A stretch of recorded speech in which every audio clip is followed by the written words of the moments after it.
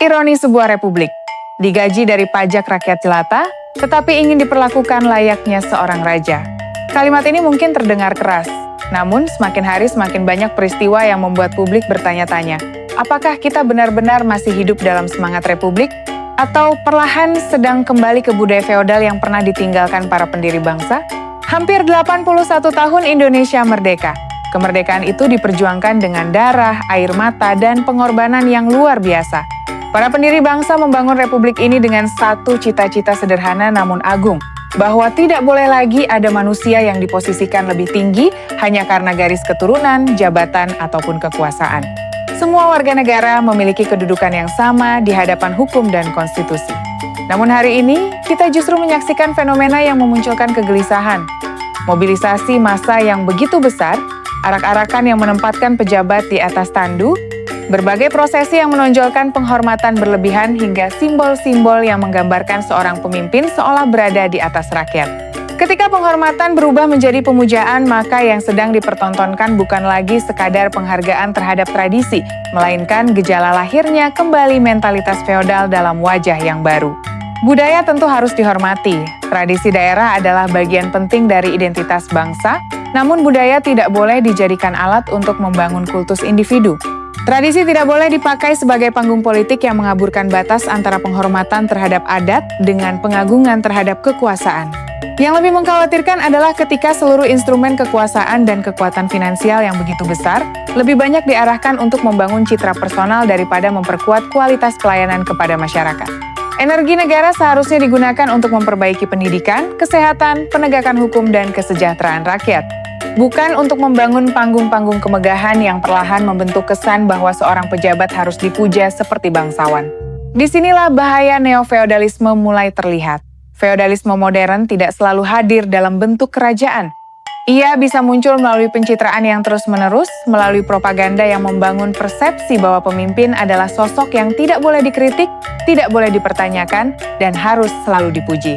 Kritik dianggap permusuhan, sementara pujian dijadikan ukuran loyalitas. Padahal dalam negara demokrasi, kritik bukanlah ancaman. Kritik adalah vitamin bagi pemerintahan. Pemimpin yang sehat justru membutuhkan kritik agar tidak terjebak dalam ruang gema yang hanya dipenuhi suara para penjilat kekuasaan. Sejarah telah berkali-kali membuktikan bahwa kekuasaan yang dikelilingi pujian tanpa koreksi pada akhirnya kehilangan arah. Ironisnya, sebagian masyarakat justru ikut larut dalam skenario tersebut. Dengan sukarela mereka membela, memuja, bahkan menyerahkan nalar kritisnya kepada figur politik tertentu. Mereka lebih sibuk membesarkan nama tokoh dibanding memperjuangkan kepentingan publik. Politik kemudian berubah menjadi ajang fanatisme, bukan lagi ruang untuk menguji gagasan dan kinerja. Yang dinilai bukan lagi kapasitas, integritas, ataupun prestasi.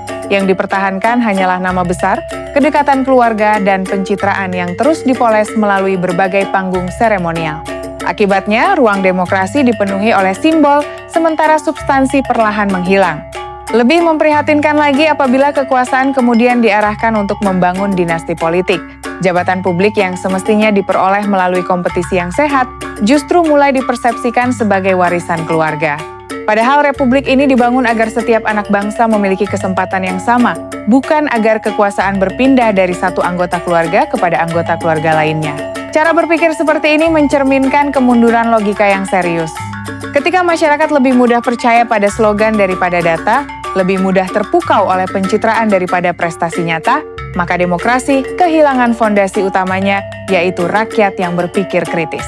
Kita perlu mengingat kembali bahwa pejabat publik bukanlah raja. Mereka adalah pelayan masyarakat. Gaji mereka berasal dari uang rakyat. Kekuasaan mereka berasal dari mandat rakyat. Dan mandat itu dapat dievaluasi, dikritik, bahkan dicabut melalui mekanisme demokrasi. Tidak ada satupun pejabat yang berada di atas rakyat karena dalam republik kedaulatan tetap berada di tangan rakyat. Oleh karena itu, sifat-sifat feodal yang menuntut kepatuhan tanpa berpikir harus dilawan dengan akal sehat. Kita tidak boleh membiarkan budaya asal Bapak senang tumbuh kembali. Kita tidak boleh membiarkan rakyat berubah menjadi penonton yang hanya bertepuk tangan terhadap setiap pertunjukan kekuasaan. Indonesia membutuhkan warga negara yang berani berpikir, berani bertanya, dan berani mengawasi. Sebab demokrasi yang sehat tidak dibangun oleh rakyat yang selalu memuji, melainkan oleh rakyat yang mampu membedakan antara penghormatan dan pemujaan, antara kepemimpinan dan pengkultusan. Pada akhirnya, republik ini tidak akan maju apabila mentalitas majikan dan jongos terus dipelihara. Selama rakyat masih merasa nyaman menjadi pelayan bagi oligarki yang berperilaku layaknya penguasa kerajaan, selama itu pula cita-cita kemerdekaan akan semakin jauh dari kenyataan. Merdeka bukan hanya soal terbebas dari penjajahan bangsa asing. Merdeka juga berarti terbebas dari rasa takut untuk mengkritik, terbebas dari budaya menyembah kekuasaan, dan terbebas dari mentalitas feodal yang menempatkan manusia di atas manusia lainnya. Karena republik yang bermartabat hanya dapat berdiri tegak apabila rakyatnya tetap menjaga akal sehat, keberanian, dan kesadaran bahwa di negeri ini tidak ada raja, yang ada hanyalah pelayan rakyat yang bekerja atas nama konstitusi.